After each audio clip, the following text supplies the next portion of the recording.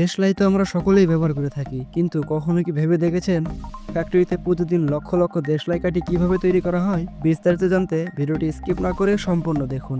তো চলুন শুরু করি। দেশলাই কাঠি তৈরি করতে ব্যবহার করা হয় পাইন গাছ। পাইন গাছ নরম এবং ফ্লেক্সিবল হওয়ায় সহজে কাঠি তৈরি করা যায়।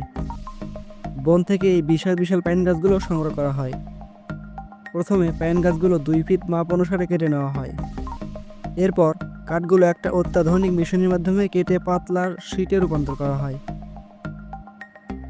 পাইন গাছ ফ্লেক্সিবল হওয়ায় এগুলোকে যেমন খুশি শেপ দেওয়া যায়, যা খুবই নিখুঁতভাবে করা হয়।